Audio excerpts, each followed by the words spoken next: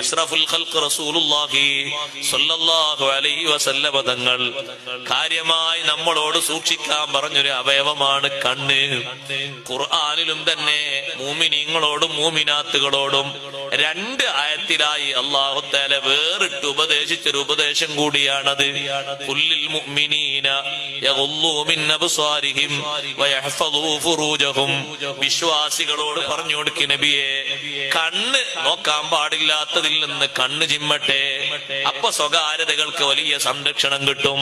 കണ്ണുകൊണ്ട് നോട്ടം കാണുമ്പോ മനുഷ്യന്റെ ശഹ്വത്ത് പിന്നെ കൂടി കൂടി കൂടി വരും. ആദ്യം ഒരു കാഴ്ചയാണ്, പിന്നെ തോന്നും പിന്നൊന്നും കൂടി കാണണമെന്ന്, പിന്നെ തോന്നും അടുത്തുനിന്ന് കാണണമെന്ന്, പിന്നെ തോന്നും ഒന്ന് സംസാരിക്കണമെന്ന്, പിന്നെ തോന്നും ഒന്ന് സ്പർശിക്കണമെന്ന്, പിന്നെ ബാക്കി എല്ലാം പടിപടിയായി തോന്നിപ്പോകുന്നു. തുടക്കം നോട്ടമാണ്. നിസ്കരിക്കാത്തവർക്ക് വിജയമില്ലേ? ഇല്ലേ, ഇല്ല.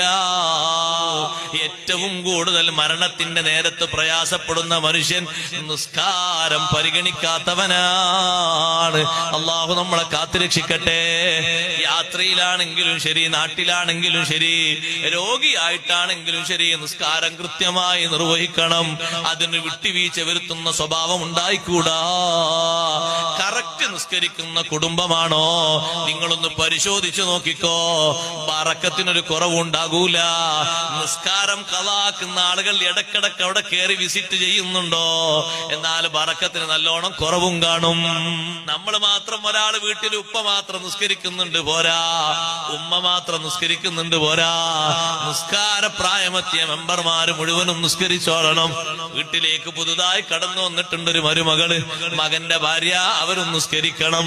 എല്ലാവരും നിസ്കരിക്കണം.